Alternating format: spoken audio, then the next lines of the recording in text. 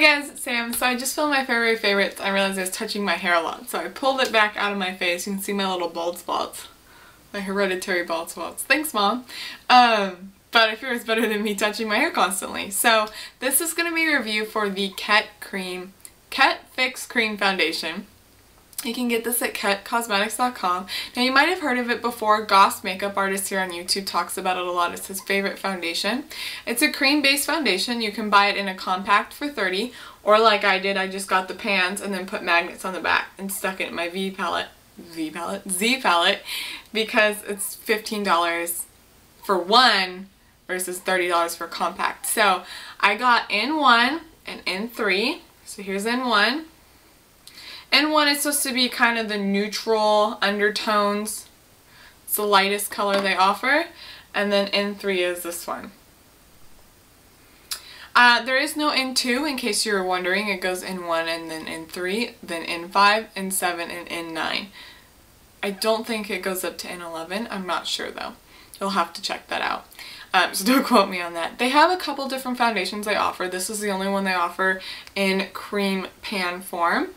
Now these claim to be waterproof.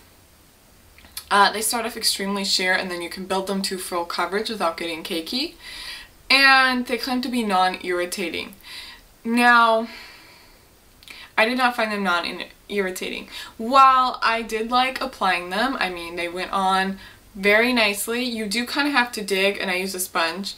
Dig your sponge in there to get the product to put it on your face, and actually I had two of these and it ruined one of my sponges because they're very thick consistency, so I'm rubbing really hard to get some product.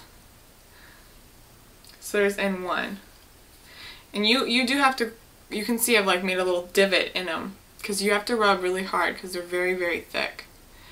And then N3. So you can see there is a huge difference in colors between one color and the next.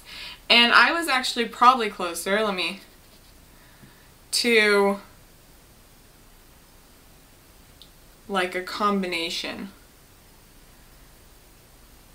So here's N1, N3, and N1 and 3. This one was probably the closest to my skin tone. It still wasn't an exact match. Now you can see when I put it on my skin that it does sink into the lines on my hand. On my face I didn't really have this problem because it goes on so sheer, and you really do have to dig in there, and you have to use a concealer to get a full coverage if you have any blemishes or really bad scarring like I do, or areas of really dark hyperpigmentation. So, pros about this foundation: it is not that expensive, $15 a pan. I'm feeling these pans would last you a long time. It is very sheer coverage, so if that's something you're looking for, and it is waterproof, so that it is definitely waterproof, so something you're looking for. This makeup will stay on your face all day. I didn't find I needed to use a primer, and I didn't get overly oily by the end of the day either. I was very impressed with all that. The problems with this foundation, the cons were for me, one, that it was a sheer coverage, and it was so much work to build it to a full, and two, that it broke me out horribly.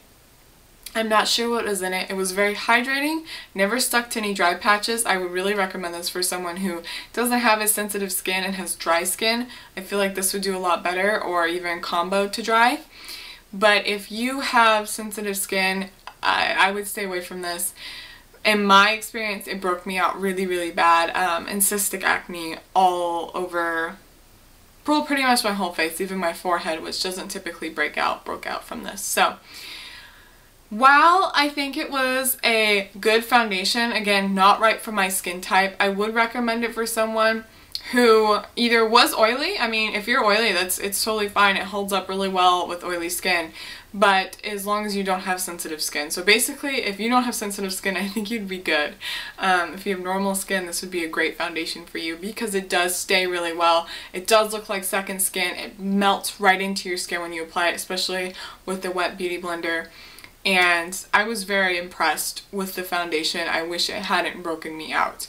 And I wish it wasn't so much work to get it to a full coverage. Yes, I hope you guys liked this video. If you have any questions or comments, please write below. Thanks.